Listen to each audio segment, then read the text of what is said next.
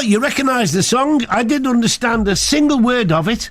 Unfortunately, Roy Orbison's not around to say what he thinks, but the four phenomenal quartet are with me now. Carlos Manan, Sebastian Isambard, Urs Buller, and the commonly named David Miller. So common. Hello, Billy.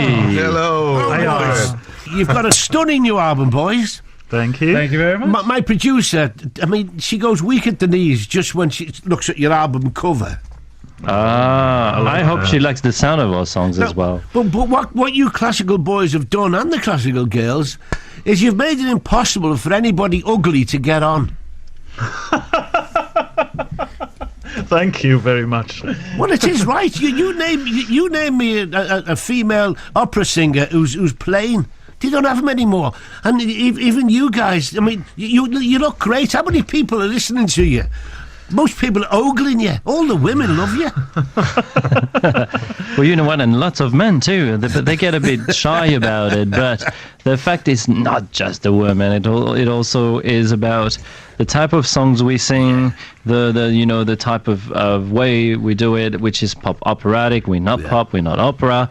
And from someone like me who has never known anything about opera previously, it really had brought me a new vision towards the opera, which had made me probably more curious and made it more accessible for me to kind of be interested in those amazing voices. And I have to say that I feel like we have brought up something different, and people really can't, put you in a genre of music, which is okay. And I feel like we have lots of people coming around the world and watching us and enjoying it, which is most importantly for us. We feel very grateful for it. And I told you, lots of men come along. You'll be surprised. Well, I mean, the sales of your albums and the support you get speaks for itself. But what I love about the presentation and about the classical side of it, I love the drama. I love the drama that's in the songs. Yeah, but that we too, that's why we're doing it, and that's why we've put so much effort and so much time in this album. We just wanted to push the boundaries even further, and I think we've managed to do that with the choice of songs we have. We got a new arranger from Sweden who has been working a lot in TV and movies, and he's made these amazing, lush, dramatic orchestral arrangements for this album. And I think we just managed again to really move a step up with this album. We're so proud of it. We love it. I think what you've done as well, you've made a point on the album of trying not to portray the obvious. I mean, there are a lot of songs now which have grown in stature over the years and which are being covered now by lots of people. Vis-a-vis Anthem from Chess. There's piles of people doing Anthem from Chess now. And there's a lovely song called To Be Where You Are. Lots of people are doing that now. So you have to try and stay away from the obvious, but by the same token, give the public something they know and like. I think that's definitely our big quandary as we've been going through our career, is trying to straddle that balance between something well-known and yet non-obvious. Now, it started off with Crying by Roy Orbison. Now, to me, it loses something because it's not in English. I mean, what do you think? It's definitely my favourite song. Yeah. Absolutely. It's a song that when I came back home one day, my wife was watching this series called Prison Break, and she heard the song in the series in the last episode, and she said, you guys should listen to that. This is an amazing track. It sounds beautiful. It would really work on your next album. And, we're very open-minded to anyone who has a good idea for our record. Yeah. So we heard it and thought, absolutely, we have to do this. And when we started to record it, we said we're missing something. And then Rebecca Del Rio came along, and she recorded a part in LA when we were doing our part in Sweden, and somehow really brought something spectacular and magical.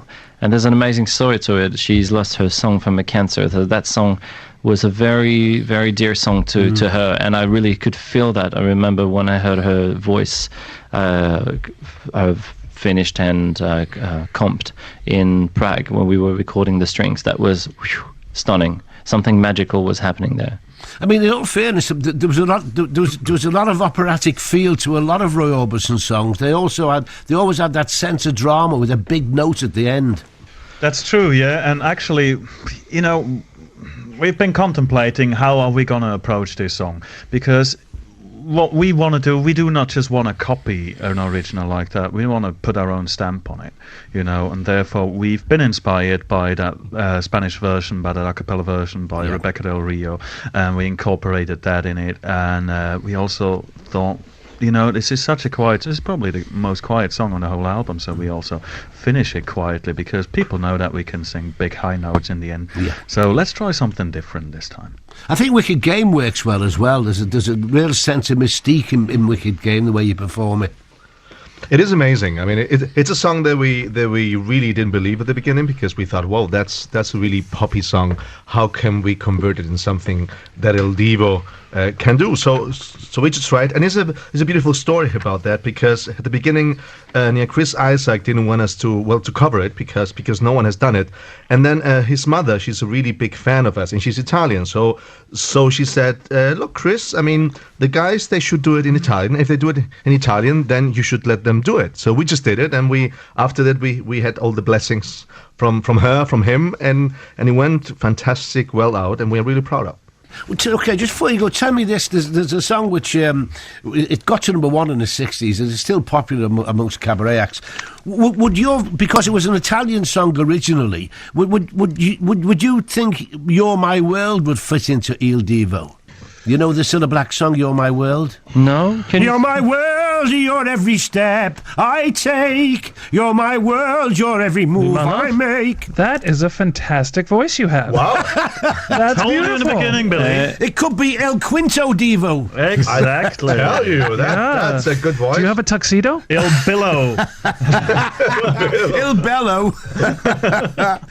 So you don't know the song? No, sorry. We know the Cilla Black, of course. It was a massive hit for Cilla Black. It was originally a massive hit in Italy. That rings a bell to me, but can you do it again? Yeah.